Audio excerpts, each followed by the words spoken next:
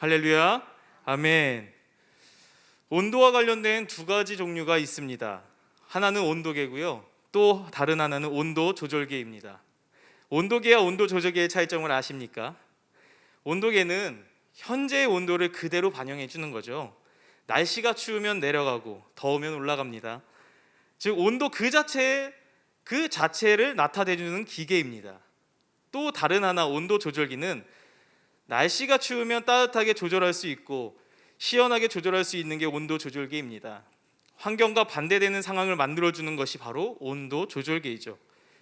우리의 삶도 온도계냐 아니면 온도 조절기냐에 따라 우리들의 삶이 천차만별 달라진다는 것입니다. 온도계의 삶은 환경에 이끌리는 삶을 이야기합니다. 환경이 좋지 않으면 기분이 금세 나빠지고 상황이 절망 가운데 있으면 낙심과 좌절하는 것, 즉 외부 상황이나 환경에 따라 움직이는 삶을 이야기하는 거죠. 그러나 온도 조절기의 삶은 절망적인 상황에서도 조절할 수 있다는 것입니다. 슬픔 속에서도 기쁨으로 조절할 수 있고 분노 속에서도 평화로 조절하는 것, 이것이 바로 외부 조절이 가능한 인생이 온도 조절계라는 것이죠. 신앙도 이와 마찬가지이지 않을까요? 온도계의 신앙을 가진 사람은요, 주변 환경에 의해 나의 신앙이 움직인다라는 것입니다. 은혜 받았다가도 좋지 않은 일과 문제가 생기면 금세 불평불만뿐만 아니라 하나님에 대한 신뢰가 사라진다는 것입니다. 그러나 온도 조절기의 신앙은 문제를 바라보았을 때 대처하는 능력이 있다는 것입니다. 그 문제를 컨트롤할 수 있다는 것이에요. 무엇으로 컨트롤할 수 있습니까? 무엇으로 조절할 수 있습니까? 그것이 바로 하나님에 대한 신뢰, 곧 믿음으로 하여금 대처할 능력이 있다는 것입니다. 계속해서 살펴보고 있는 사사기 속 이스라엘 백성들의 모습은요, 온도 조절계가 아닌 온도계의 신앙의 모습이 나타나고 있다는 거예요. 상황에 따라 환경에 따라 그들의 신앙은 왔다 갔다 한다는 것입니다. 처음 사사기를 보았을 때 제가 성도님들에게 사사기의 특징 중 하나가 순환론적 역사관이라고 말씀드린 적이 있습니다. 반복되는 역사적 사건을 일컫는 말이지요. 이스라엘이 타락하여 우상을 섬기고 하나님을 배반하면 하나님은요, 주변 나라를 통해 심판하셨습니다. 그 이후 이스라엘 백성의 태도는 어떻게 나오는지 아십니까? 회개합니다. 마치 상황과 환경에 따라 이리 갔다 저리 갔다 한다는 거예요. 그럼 하나님은 한 구원자 사사를 통해 이스라엘을 또 구원하십니다. 그래서 이 순환론적 역사관은 배반, 그리고 심판, 회개, 구원, 이 한 패턴이 한 사이클이 계속 반복되는 게 사사기의 이스라엘 백성들의 모습이라고 말씀드렸습니다. 오늘 함께 보았던 사사기 2장 말씀도요, 여호와의 사자가 나타나자 잠깐 하나님에게 돌아가는 척합니다. 그러나 다시 죄악으로 빠진 이스라엘 백성들의 모습을 볼 수 있죠. 먼저 사사기 2장 1절 말씀 보도록 하겠습니다. 여호와의 사자가 길갈에서부터 복임으로 올라와 말하되 내가 너희를 애굽에서 올라오게 하여 내가 너희의 조상들에게 맹세한 땅으로 들어가게 하였으며 또 내가 이르기를 내가 너희와 함께한 언약을 영원히 어기지 아니하리니. 여호와의 사자는 길갈에서부터 올라왔습니다. 길갈에서 올라왔다는 것은 무슨 의미를 합니까? 무슨 의미일까요? 이것은 불순종한 이스라엘 백성들에게 길갈을 기억하게 하기 위함이었다는 것이죠. 여호와의 사자는요, 길갈에서 과거의 기억을 가지고 이스라엘 백성들 앞에 나타난 거예요. 여호수아서 4장과 5장을 살펴보면 과거 길갈에서 어떤 일이 일어났는지 확인할 수 있습니다. 이스라엘 백성들은요, 요단강을 건넌 후 길갈에서 진을 쳤습니다. 그리고 그곳에서 12돌을 세웠고 요단강을 마른 땅처럼 건너게 하신 그 하나님을 기억하게 했습니다. 그리고 그곳에서 광야 생활 동안 미뤄왔던 언약의 징표 할례를 받았던 거예요. 무엇보다 하나님은요, 할례를 받은 이스라엘 백성들에게 애굽의 수치를 너희에게 떠나가겠다라고 말씀하셨습니다. 이처럼 길갈은 하나님의 행하신 일들을 기억하는 장소였다라는 거예요. 그리고 할례를 통해 아브라함과 세우셨던 하나님의 언약을 기억했던 장소입니다. 그리고 오늘 그 여호와의 사자는 이스라엘 백성들 앞에 이처럼 하나님을 기억했던 장소, 즉 길갈에 올라와서 이스라엘 백성들 앞에 나타난 것입니다. 그리고 이어서 이렇게 말합니다. 1절 말씀에 내가 너희를 애굽에서 올라오게 하여 내가 너희의 조상들에게 맹세한 땅으로 들어가게 하였으며 또 내가 이르기를 내가 너와 함께 한 언약을 영원히 어기지 아니하리니 라고 말합니다. 주어와 동사를 보십시오. 3번 강조합니다. 최상급으로 중요한 말씀이에요. 내가 올라오겠다. 어디서 올라온다는 말입니까? 애굽에서 올라왔다라는 말입니다. 그리고 내가 들어가겠다라는 거예요. 무엇으로요? 너희와 함께한 언약을. 이게 히브리 언어 성경으로 보면 나의 언약으로 강조되어지고 있습니다. 하나님은 오자마자 이렇게 말씀하시는 겁니다. 야, 내가 애굽에서 너희들을 구원했지 않았냐? 무엇보다 가나안 땅에 누가 넣었냐? 내가 넣지 않았느냐? 강조하면서 말씀하고 계신 거예요. 그리고 길갈에서 올라온 여호와의 사자는 하나님이 행하신 일들을 통해 이스라엘 백성들의 기억 속에 하나님을 다시 떠올리게 합니다. 애굽에서 건지시고 약속의 땅으로 들어가게 했으며 언약을 끝까지 지키시는 그 하나님에 대한 이야기는 하나님의 성품 가운데 한 가지를 기억나게 한다라는 거예요. 그것은 바로 신실하신 하나님을 생각나게 한다는 것입니다. 하나님은 창세기 12장에서 아브라함을 부르시던 때부터 아브라함과 이삭과 야곱에게 주셨던 땅의 약속에서도 신실하게 그 약속을 지키셨습니다. 출애굽기 2장 24절 말씀에는요, 하나님께서 애굽에서 고된 노동으로 고통받고 탄식하며 부르짖는 이스라엘 백성들의 기도를 들으셨고 아브라함과 이삭과 야곱에게 세운 그의 언약을 기억하셨다라고 기록하고 있습니다. 이처럼 하나님께서는요, 언제나 그들의 자녀를 기억하셨고 그들과 세우신 언약을 기억하셨다라는 것입니다. 무엇보다도 그 언약에 신실하신 하나님을 직접 나타내셨다라는 거예요. 특히 영원히 그 언약을 어기지 않으시겠다고 말씀하시고 그 하나님은 그야말로 신실하심의 절정이라는 모습을 우리는 말씀을 통해 볼 수 있다는 것입니다. 레위기 26장 44절 말씀을 보시면요, 그런즉 그들의 원수들의 땅에 있을 때에 내가 그들을 내버리지 아니하며 미워하지 아니하며 아주 멸하지 아니하고 그들과 맺은 내 언약을 폐하지 아니하리니 나는 여호와 그들의 하나님이 됨이니라고 말씀하고 계십니다. 이 말씀은요, 이스라엘 백성들이 먼저 언약을 잊고 배반하여 신실하지 못한 모습을 볼 때조차도 하나님께서는요, 그 언약을 폐하지 아니하시겠다고 말씀하시는 것입니다. 이스라엘의 여호와 하나님은 그의 백성들을 향하여 언제나 오래 참으셨을 뿐만 아니라 약속하신 것을 끝까지 신실하게 이루시는 하나님이심을 드러내 보이셨다라는 것입니다. 그리고 그 하나님은 성경에 기록된 대로 이스라엘의 하나님일 뿐 아니라 동일하게 오늘 저와 우리의 하나님이시라는 것을 저는 믿습니다. 사람과 사람 사이의 약속은요, 때로는요 지켜지지 않을 때가 종종 있잖아요. 그러나 우리의 하나님, 나의 하나님은 반드시 약속을 이루시는 신실하신 하나님이십니다. 그렇기 때문에 우리가 따른 이 믿음의 소망은 오직 신실하신 하나님만을 신뢰하는 믿음이 되어야 한다는 거예요. 우리의 능력과 열심, 공로와 헌신은요, 우리의 소망이 될 수 없다라는 거예요. 이 모든 것들은 언제 어떻게 변할지 아무도 알 수가 없다라는 거죠. 즉 신뢰할 수 없다라는 것입니다. 이스라엘의 전복 정전도 이와 마찬가지였습니다.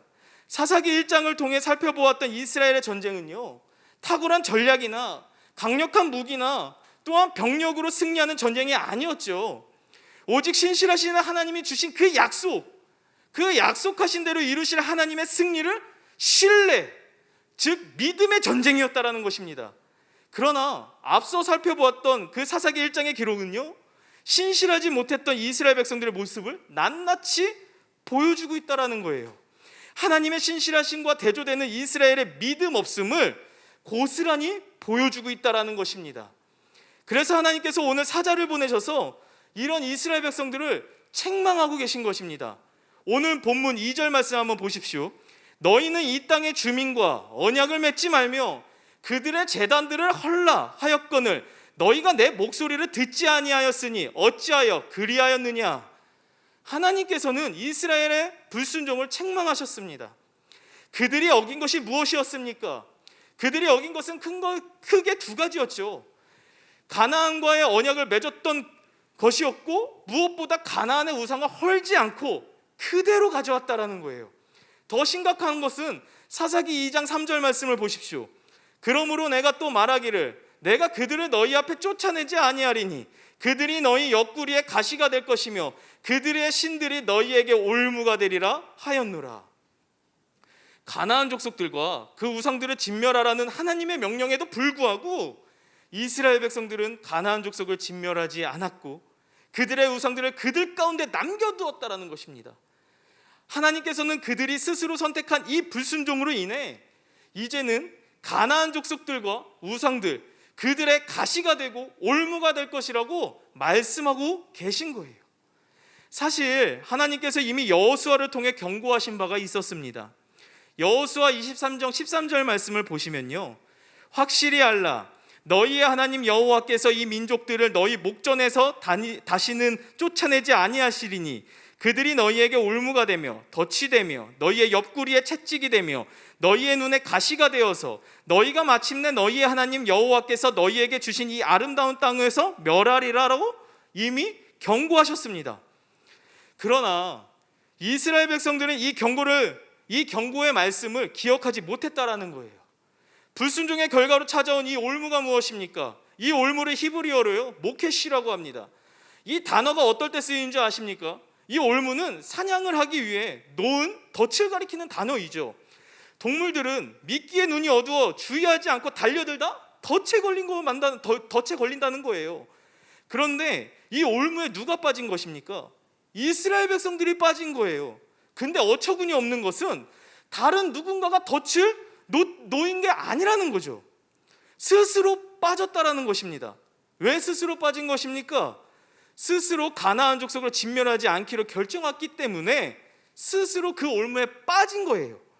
이스라엘 백성들은 가나안 족속들과 그 우상들을 남겨두기로 결정했을 때 그들이 우상을 섬기게 될 것이라고는요, 꿈에도 몰랐을 것입니다.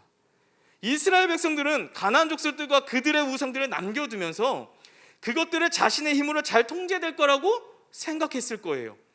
도리어 그것에 사로잡히게 될 것이라는 생각조차도 못했을 거라는 거죠.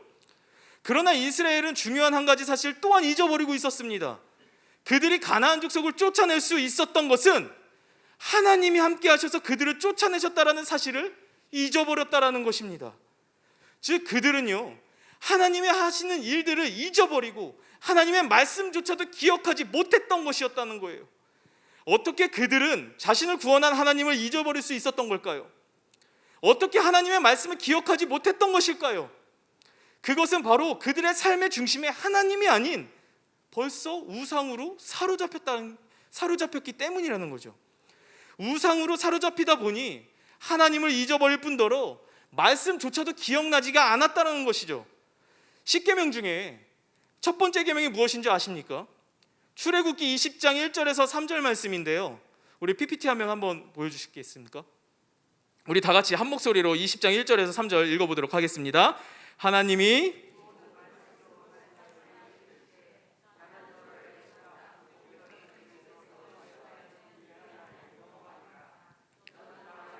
다른 신들을 내게 두지 말라. 10계명의 첫 번째 계명이 무엇입니까? 너는 나 외에 다른 신을 두지 마라입니다. 많은 그리스도인들이 이 10계명 중 첫 번째 계명을 오해하는 부분들이 있습니다. 이 첫 번째 계명은 다른 신을 섬기지 말라 이해하는 부분들이 있다라는 거예요. 3절 말씀을 자세히 살펴보십시오. 다른 신들을 내게 두지 마라입니다. 다른 신을 두지 마라는 것은 우상 숭배를 만들지 마, 다른 신들을 섬기지 마, 절하지 마, 예배하지 마라는 의미가 아니라는 거예요. 두지 말라는 이 단어를 온전히 이해하기 위해서라면요, 3절에 그 앞에 단어를 살펴보아야 합니다. 나 외에는 다른 신을 내게 두지 말라 했을 때 다른 신 앞에 나 외에는 단어를 자세히 봐야 돼요. 나 외로 번역된 히브리어는요, 알파나야입니다. 여기서 알은 전치사이죠. 알은 의미는 뭐뭐 위에, 뭐뭐 가까이, 뭐뭐 곁에라는 의미를 담고 있습니다. 파나야의 원형은 파나임인데요, 여기서 파나임은요, 얼굴이라는 뜻을 갖고 있어요. 이 알 전치사와 이 파나야를 합친 단어의 뜻을 직역하면 이런 뜻을 갖고 있어요. 얼굴, 앞이라는 뜻을 담고 있다라는 거예요. 그러니까 무슨 말이냐면, 너는 나 외에 다른 신을 두지 말라는 뜻을 히브리어로 올바르게 직역하면 이렇습니다. 너는 내 얼굴 앞에 다른 것도 두지 마라는 의미를 갖고 있는 거예요. 하나님께서 이스라엘 백성들을 출애굽시키자마자 제일 먼저 요구한 것, 너는 내 얼굴 앞에 다른 것을 두지 마, 이거였어요. 오직 내 얼굴 앞에 너만 있어야 해. 네 얼굴 앞에 나만 있어야 해. 그 사이에 아무것도 어떤 것도 두지 마, 이거였습니다. 더 자세히 살펴보면요, 하나님께서 이스라엘 백성을 구원한 이유가 여기 있거든요. 출애굽기 29장 46절 말씀 한번 보도록 하겠습니다. 그들은 내가 그들의 하나님 여호와로서 그들 중에 거하려고 그들을 애굽 땅에서 인도하여 낸 줄을 알리라. 나는 그들의 하나님 여호와니라. 하나님께서 이스라엘 백성들을 애굽에서 건져내신 이유와 목적이 딱 하나였습니다. 무엇입니까? 그들과 함께 거하고 싶은 것이었어요. 첫 번째 계명인 너는 나 외에 다른 신을 두지 마, 그러니까 오직 내 얼굴 앞에 너만 있어, 이거랑 출애굽기 29장 46절 말씀을 비교해 보면요, 하나님이 이스라엘 백성에게 첫 번째 계명을 주신 이유는요, 하나님은 그들과 함께 거하고 싶었다라는 거예요. 하나님은 그들에게 큰 거를 바란 게 아니었습니다.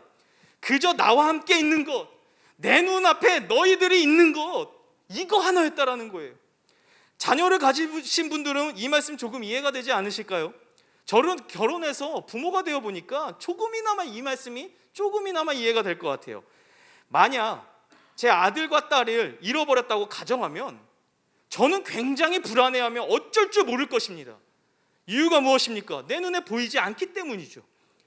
하나님도 동일하다라는 거예요. 하나님도 그들과 함께 거하고 싶었던 것입니다. 무엇보다 하나님은요, 이스라엘 백성들이 자기와 함께 있어야 진정한 안정을 취할 수 있다는 것을 이미 알고 계셨다라는 것입니다. 그러나 이스라엘 백성들은 어떻게 행동합니까? 하나님과 함께 거하지를 않습니다. 하나님과 동행하는 방법을 잃어버렸습니다. 그들은 이미 가나안 땅의 우상들의 올무에 빠져 헤어나오지 못하고 있다는 것이죠. 결국 하나님을 잊어버리고 우상의 올무에 빠져버린 이스라엘 백성들은 이제 그들이 선택한 불순종으로 인해 참혹한 결과를 맞이하게 됩니다. 본문 10절 말씀입니다. 그 세대의 사람도 다 그 조상들에게로 돌아갔고 그 후에 일어난 다른 세대는 여호와를 알지 못하며 여호와께서 이스라엘을 위하여 행하신 일도 알지 못하였더라. 그들의 다음 세대는 여호와를 알지 못하는 다른 세대가 되어버린 것입니다. 이전의 세대는 분명 하나님을 섬겼습니다.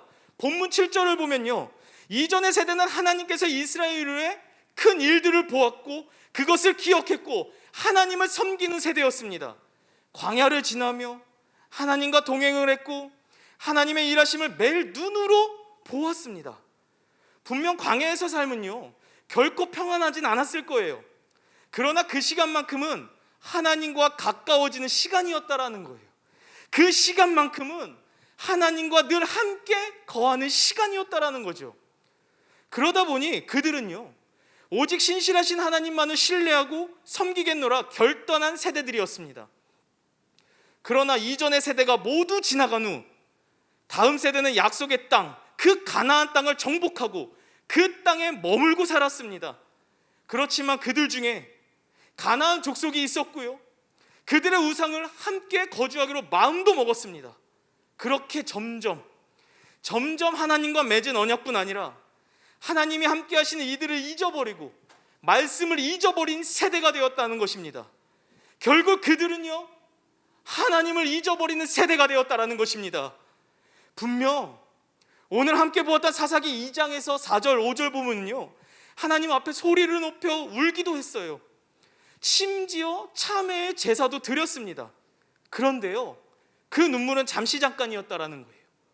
참회의 제사까지 드렸다면 적어도 정신을 차리고 가나안 우상들을 다 진멸하든가 그들을 쫓아내는 게 정상 아닙니까? 그러나 사사기의 말씀은 그렇게 흘러가지 않습니다. 여호와의 목전에 악을 행했고 악을 행하였으며 바알과 아세라를 섬기는 이러한 반복적인 행동들을 사사기 21장까지 쭉 본다는 것입니다. 그러다 보니 10절 말씀의 다음 세대가 하나님을 알지 못하는 세대가 되었다라는 거예요. 여기서 하나님을 알지 못했다는 것은 단순히 지적인 무지를 뜻하는 것이 아니에요. 오히려요, 이스라엘 백성들은 철저한 가정교육을 통해 그들의 신앙이 전수되었습니다. 그들의 다음 세대는 하나님을 지식으로는 아주 잘 알고 있었어요. 그러나 그토록 잘 알고 있었던 여호와 하나님이 베푸셨던 구원의 일들, 마른 땅처럼 건넜던 홍해와 요단강, 불기둥과 구름기둥, 십계명에 담긴 언약 등 이 모든 것들이 그들에게는요 더 이상 특별한 의미가 되지 않았다라는 거예요. 중요하지가 않았다라는 것입니다. 그들에게 하나님은 그저 우상을 비롯한 여러 신들 가운데 하나일 뿐이었다라는 거죠. 결론적으로 하나님에 대한 지식은 전수되었지만 정작 중요한 그 하나님의 신실하심과 그 신실하신 하나님과 함께 거하는 방법을 몰랐다는 것입니다. 그렇게 이스라엘의 백성들은 다음 세대는 이전과 다른 세대가 되어버렸다는 것입니다. 이것은 어느 날 한순간에 일어난 결과가 아닙니다. 그들이 가나안 땅을 정복해가면서 가나안 족속과 우상들을 남긴 것이었죠. 무엇보다 그들과 함께 거주하며 왕래를 하였기에 그들은 조금씩 다음 세대가 아닌 다른 세대로 길러졌다라는 것입니다. 이것이 진멸하지 않았던 우상의 결과라는 거예요. 이스라엘의 백성들은 자신이 다스릴 수 있을 거라고 생각했고 우상들로 인해 올무에 사로잡히게 되었고 우상을 섬겼고 우상의 통치를 받는 우상의 백성이 되었다라는 것입니다. 뿐만 아니라 그들의 다음 세대는 하나님을 머리로만 아는 다른 세대가 되어버렸다는 게 암울하다는 것입니다. 우리는 이 오늘 함께 보았던 본문 말씀을 비추어서 나 자신은 어떠한 존재인지를 한번 깨달아 봐야 된다는 거예요. 우리에게도 우상을 섬길 능력이 있음을 분명히 깨달으셔야 합니다. 심지어 없던 우상도 만들어내고 섬기는 것이 사람입니다. 우리 가운데 남아있는 우상들을 완전히 진멸하고 제거하지 않으면, 적극적으로 하나님께 붙어있지 않으면 우상의 올무에 우리도 빠질 수 있다는 사실을 우리는 알아야 한다는 것입니다. 왜 다음 세대가 다른 세대가 되어버린 줄 아십니까? 하나님은 알지만 하나님과 함께 거하는 삶을 경험하지 못했다라는 거예요. 만약 그들이 하나님과 함께 거하는 삶을 알았다면, 그들이 도리어 우상을 섬기기보다 하나님의 거룩한 백성으로 살기 위해 매일같이 몸부림쳤다면 그들은 다른 세대가 되지 않았다라는 것이죠. 그러나 그들은 하나님께 거하는 삶을 살지 않았기 때문에 다음 세대가 아닌 다른 세대가 되었다라는 것입니다. 하나님과 함께 거하는 삶이 무엇입니까? 잠깐 보았던 십계명의 첫 번째 계명에 말한 것처럼 하나님 앞에 내가 있고 내 앞에 하나님이 계시는 삶을 이야기하는 것입니다. 사랑하는 성도 여러분, 하나님은 우리가 하나님 앞에 거하시기를 원하십니다. 무엇보다도요, 하나님 곁에 내가 있고요, 내 곁에 하나님이 있는 삶을 원하신다라는 거예요. 내 곁에 하나님이 있는 삶을 산다면 우리는 서두에 함께 이야기를 나눴던 온도계처럼 환경에 의해 움직이지 않는다라는 거죠.